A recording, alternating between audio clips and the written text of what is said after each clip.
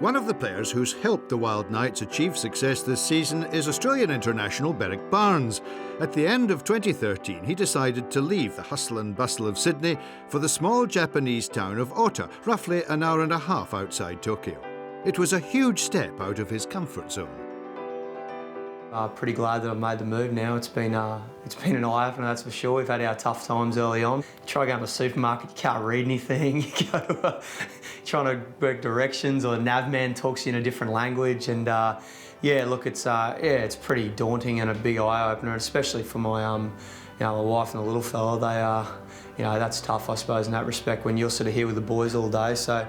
But I've got to thank the club, they've been fantastic. Obviously, Nutski, our translator, he's definitely helped us out, and look, I couldn't fault the club. They've set us up really well and allowed us to fit in, and we've got a number of obviously foreign families here too, where everyone gets on, which is great. Welcome to lunch, Japan style.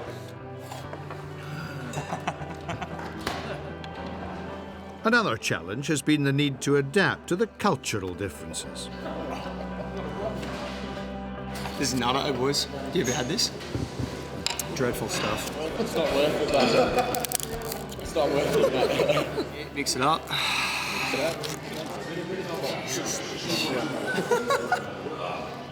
Get them in Canada too, but they're expensive.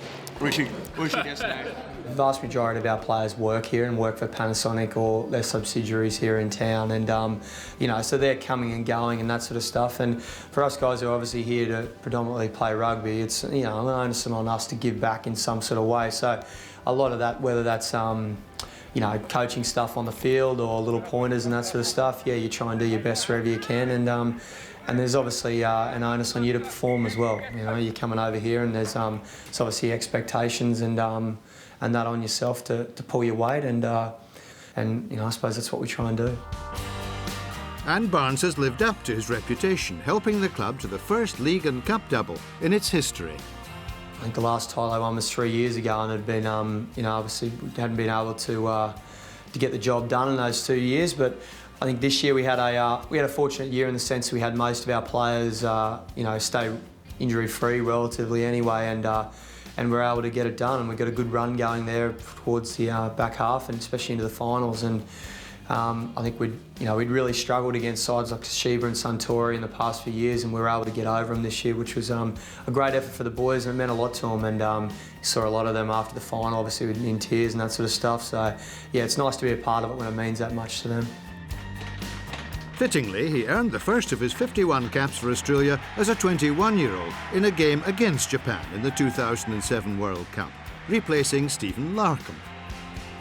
I suppose I was probably too young and naive to realise what it was all about, really. So I was fortunate in that sense. I was probably the last guy selected for that World Cup squad. So it was pretty much just, I was just thinking I was going over there to pretty much carry the bags and hand out water bowls when needed, and maybe scrape a game in if I could. And circumstances changed, and I got an opportunity pretty early on, and pretty fortunate to drop into a team when you're playing with George Greig and Gitz, Sterling, Morlock, Lottie, Latho, these sort of guys outside you. It was a pretty formidable side, and unfortunately, you Pommies got us there in that quarter final. And look, hats off to you. His set piece was extremely dominant, and you kick your goals, and anything can happen in a World Cup.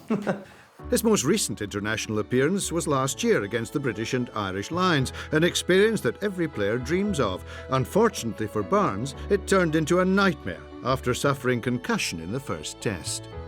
I don't remember too much, but look, great, to be fair. Obviously I only played the one game, was knocked out, I think, 38th minute or something, so that was unfortunate, but them's the breaks. But to have that come to Australia was a significant, obviously, for the country, and injecting a bit of life back into the game there. Just the vibe around towns. You go anywhere, country areas, city, they just engulf the place. The atmosphere was fantastic the first game, and it was in the second and third, obviously sitting in the stands. So unfortunately we couldn't get the result, but hats off to the Lions for the way they played. They were just too dominant in that third game.